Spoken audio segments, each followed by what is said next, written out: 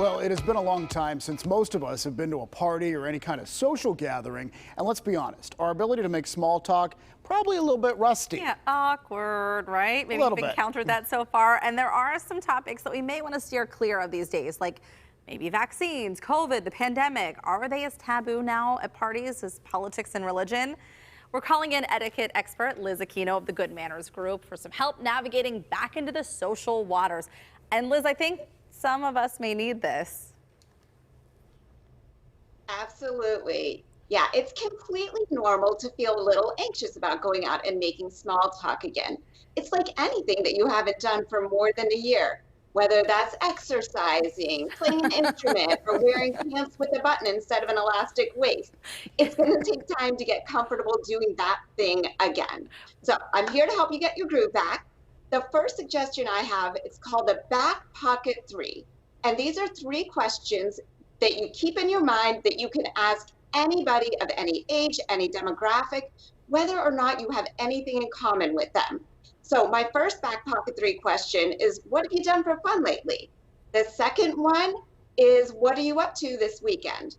And the third one is, how do you know? And then fill in the blank of the name of the host. Notice all 3 questions start with either what or how. That elicits a longer answer than the when or who questions. Also keep in mind that it's fine to be an active listener. Don't expect yourself to go in there and be the star of the show and do all the talking. Everyone appreciates a good listener. And remember, a good listener doesn't let his eyes glaze over or wander around the room. Make sure you're making eye contact, nodding, making a comment, to show that you're engaged. I hate it when you're talking to someone and you can tell they're looking behind you to see like the next person they want to talk to. Yeah. I hate that. And I almost want to call them out. Like, you're looking for someone else to talk to. What, is this not good enough? Yeah, it's rough, Liz. So do you think there are taboo topics right now? Like, you don't want to bring up certain things if you don't know the environment that you're in, right? Right. This is a great example of how manners evolve over time. We've seen it a lot in this past year. And yes, I've added COVID to my list of things that should not be discussed at a dinner party. Even if you think you're approaching this subject with a fact-based conversation, with leaving your opinions out, remember a lot of our facts are curated by our news feed or what we're looking at social media. So what you think may be a benign conversation about COVID, someone else could come right back at you with facts that he or she got. So I would avoid those COVID conversations entirely. Now, if you're worried about someone's health, how he or she is reacting to getting the vaccine or social distancing, have that conversation at another time privately with that person. It's so interesting, Liz. I had a conversation with somebody the other day, and they said, what did we talk about before COVID? I mean, it seems like so long ago, and it's dominated so many of our conversations that now it's like, okay, let's talk about some other things to avoid any kind of confrontation or mixed feelings about the matter. Right. That's what I love about the what have you done for fun lately question, because it kind of keeps it light and away from COVID. Yeah. All right, so we want to actually switch gears and talk about another topic, and that is manners and pets and how you deal with mostly your pets. But if you're going to a cookout, for instance, at a friend's house, is it all right to bring your pet? Is it all right? I mean, you have to check with them. You almost need an invitation, right? Absolutely. I was just going to say that. Wait until the host mentions it's fine to bring your pet. Don't ask, because that could put him or her in an awkward situation. And certainly don't just show up with your pet.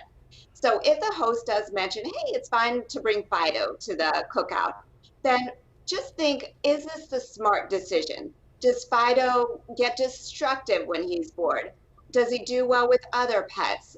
Is he skittish around people? If he is, then I would leave him at home.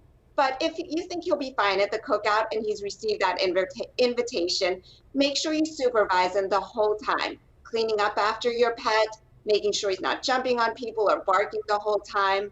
And then keep in mind, sometimes your dog or your cat or whatever pet you're bringing would be more comfortable at home. If he gets restless or unruly after a long amount of time, I think he'd be fine just staying at home.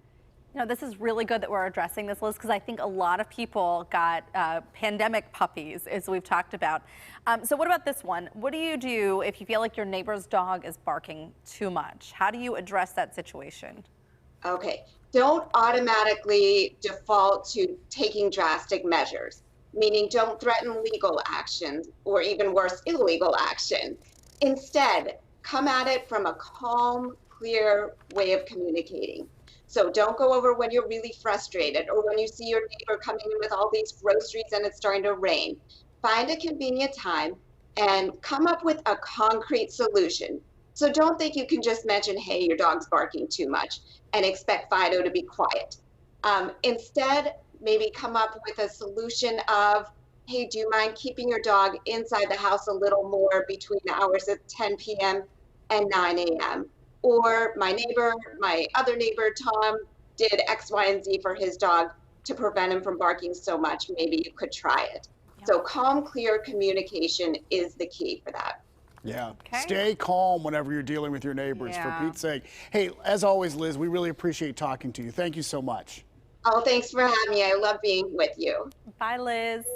Bye. All right. And thanks to Liz Aquino of the Good Manners Group and a regular PTL contributor as well.